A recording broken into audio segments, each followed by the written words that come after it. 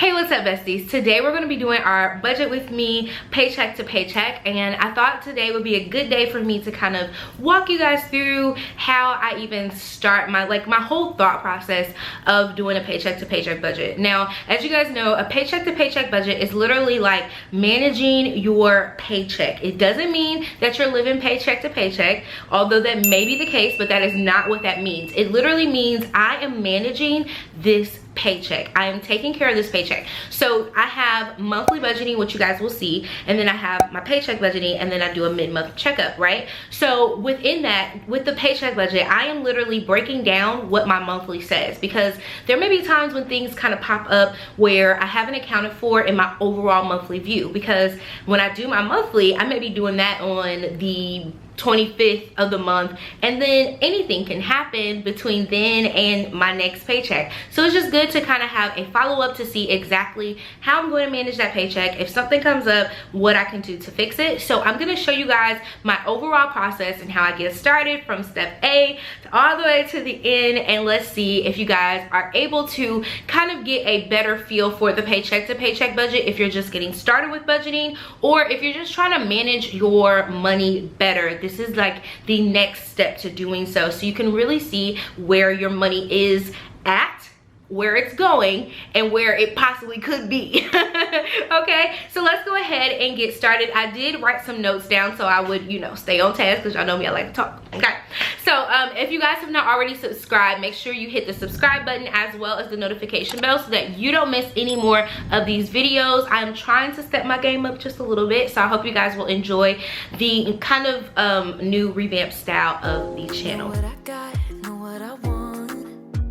Boy, don't get me wrong, sure we're having fun. All right, so the first thing that you want to do is to verify or to review your income. So if you are hourly versus being salary, what? If you are hourly, this is a tongue twister. If you are hourly versus being a salaried person, then you would probably want to be making notes of the hours that you work.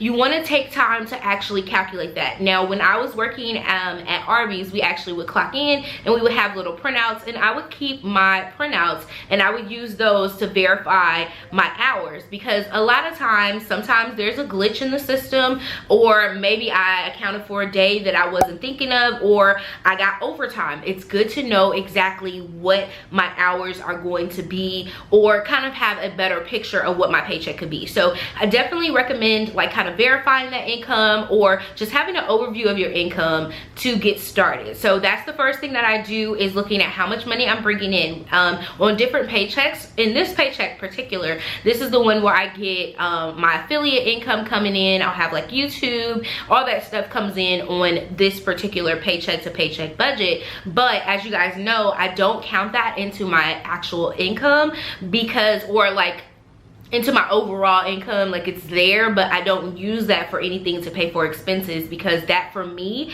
is a part of my savings. It's a part of me getting ahead. It's a part of my like side hustle. But in the event that I would need that money, I would count that income in there. So the second thing is your fixed expenses. You want to look at all of your expenses, but you want to take a look at your fixed ones. And your fixed expenses are first going to be your four walls. That's what I call my four walls. So those are things that if they get cut off, or they try to come for you, that you want to make sure that you have taken care of. So that's going to be your rent. That's going to be your car note if you have a car note. And I'm old, I say car note, okay? Car note, car payment.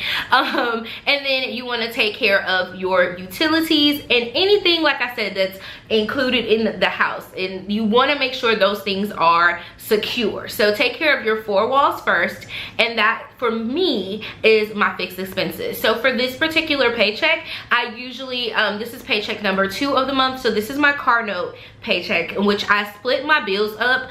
And that's like a pro tip. Let me give you guys a little giggle inside. Okay, so a pro tip would be to look at your bills at the beginning of your budgeting journey and see how you can separate them, so that you're not paying your rent, paying your car note, paying all these things on one paycheck. And maybe you don't have a car note, maybe you just have rent to pay. Split that up so that you have an opportunity to not be broke. Pro tip. That's what I do. This paycheck is going to be my car note paycheck. I'm just gonna have all of my like, I call them like my smaller bills. Like this is MLGW, this is my Sprint bill, this is all of those type of bills come in there. So the only fixed one that I have in this particular set is going to be my car note, but that's okay. I'm okay with that. I pay the $500 a month. That's what I set aside. That's not my actual car note. I just do that because I can afford to pay a little bit extra on my car note every month, and because I'm trying to pay it off sooner. So I've just allocated that to be $500 a month or whatever. So that's something you can do as well. If you're working to pay something off, definitely think about ways that you can, but for just beginning your budget, you just want to get ready to write down all of your fixed expenses. All right, so the third thing you're going to want to look at is your variable expenses. Now, we talked about fixed. Those are your ones that do not change throughout the whole entire time. They're always going to be the same. You're always going to have those ones. Your variable expenses are ones that you can, I call these like I could live without if I had to. Those are those expenses. So depending on, you know, your lifestyle or whatever, that could be your cable bill. If you have a cable bill, if you have a phone bill, maybe you can work on getting a prepaid phone instead. Or like for me, I have a work phone. So in the event that something was to ever happen, I do have a work phone that I could use, and I could cut my Sprint service off and save that $60 a month that I have on there. But honestly, I'm the type of person, let me just go ahead and tell y'all, I'm the type of person, I don't trust nobody. Y'all know I don't even trust my job to pay my bills for me. Like, I don't believe in that. Like, I love the fact that they will do that for me, but let's say I switch jobs or, you know, whatever, I want to be able to have my own stuff, and I want to be in control of what I do. If I want to play games all day on my phone, I can do that because it's mine. You know what I'm saying? I don't want nobody tracking my... Anyways, long story. But those would be the expenses that I would say are like your variable expenses. Things that you can take away that would not necessarily have to be paid or have to be used. Services like that. So this would be your gas. Like if you could reduce the amount of places you go, your gas will be in there. Your groceries. Maybe you're a little bit lower on money this particular paycheck, so you could adjust your grocery bill. Things of that nature. So I do cash envelopes and sinking funds, so you guys won't see like a category for that, but you'll see like for all those different expenses, but you'll see cash envelopes, and that's where I have my gas, that's where I have my groceries, personal care, household items. All of those are like my variable expenses, and I use that to say, if I needed to switch something around, I would start here first. If I didn't have enough at the end of the month, I would start here first. All right, and then you want to, the fourth thing you want to do, I don't do well with numbers, y'all, if y'all can figure this out. The fourth thing that you want to do is review your uncommon occurrences. Uncommon occurrences are things like, for instance, Mother's Day, Father's Day, birthdays, things like that that you wouldn't normally have in every single month, but you know that it's coming up and it's an uncommon occurrence. Something else that could be a doctor's appointment. For instance, I have carpal tunnel. They approved my plan, and so now I have different times where I have to go and all this. But at the beginning of the month, I didn't have that particular plan in place, so I didn't know exactly when, so I couldn't account for it at the beginning of the month. And now in my paycheck to paycheck budget, I can add that $45 down here into my uncommon occurrence, because I know that it's going to happen. I know that I'm going to have to go and to the chiropractor is where I'm going. I'm sorry, you guys. I didn't say that.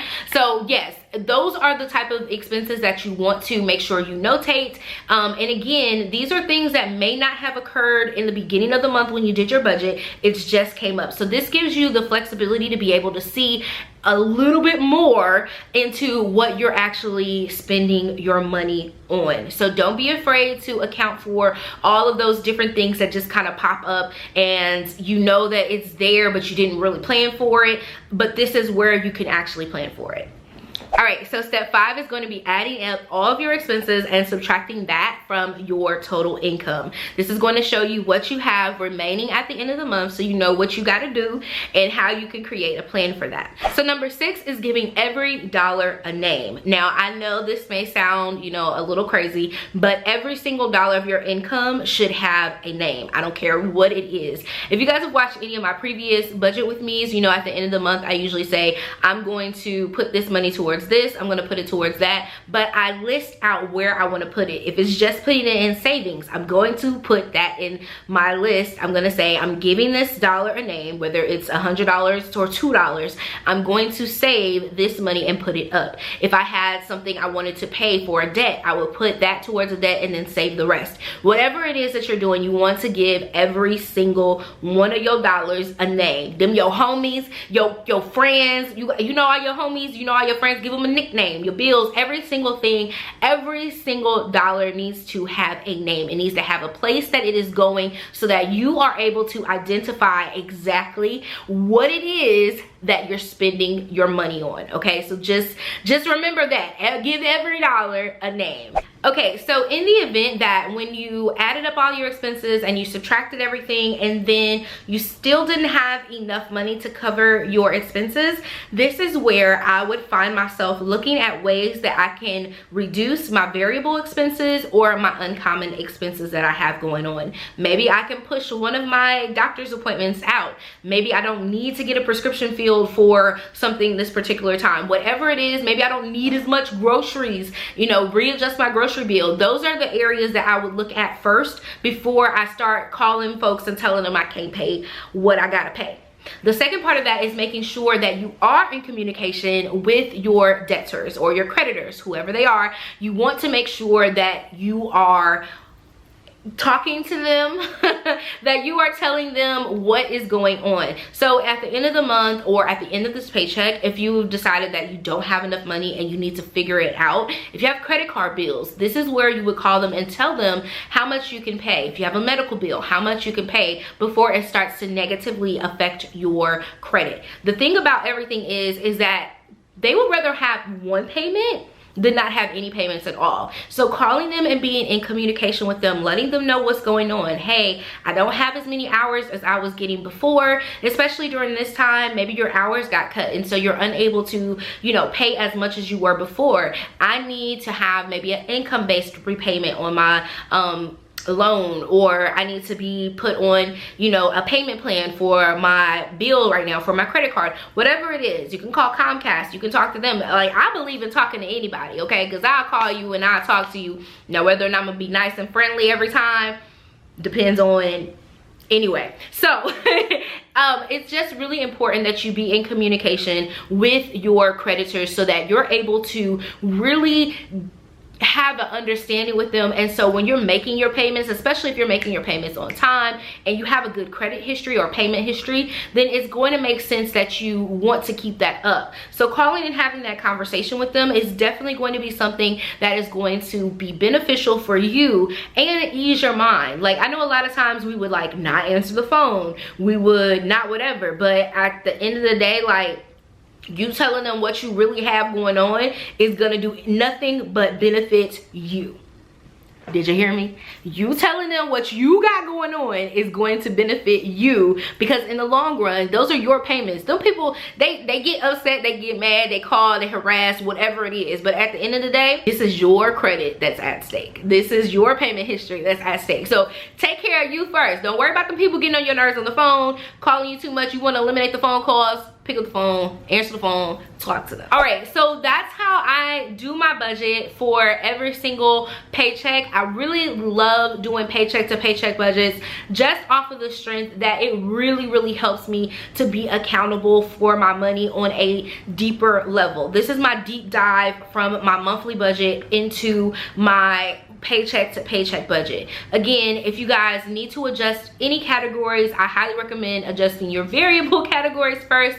If maybe you were not making your minimum payments on your credit card, maybe just make the minimum payment now. You know, whatever you have to do, adjust that so that you can live and survive. The next thing that you're going to want to do is to find alternate sources of income, so more streams of income, and we'll talk about that in an upcoming video. I'll tell you guys all about the extra streams of income that I have and that I've actually tried, I've liked, I've used, that help make up for the deficit whenever I'm feeling a little bit, you know, like I ain't got a whole lot of coin coming in and I need to adjust some things. This is when I heavily rely on my extra streams of income. So make sure you guys stay tuned for that video. Thank you guys so much for watching. Go back and check out my monthly video. I do have those. I have tons and tons of budget with me videos. Again, I am a single mom. I have one source of income as far as like one person. I'm a one single family income, whatever you want to call that. I'm just one person, okay? And then also I am salaried, and so I get paid twice a month versus like having a paycheck every 2 weeks. I actually get paid bi-monthly. That's what it's called. So again, I hope you guys will like, subscribe, and go back and watch some more of my videos so you can get a better understanding. I walk you through pretty much all of my process. That's why I love A Budget With Me, because I talk to you guys as I'm budgeting and let you guys know exactly what it is I'm doing. So I try not to lose you guys, but I know I can ramble and I can sing and I can talk about a lot of stuff within there. So just find yourself going back and watching those videos, get inspired, get motivation, figure out how you want to do this or do that. You know, whatever it is, just go back and watch more of the videos, okay? Thank you guys so much for watching, and I will catch you in my next video. Mwah. Okay, bye.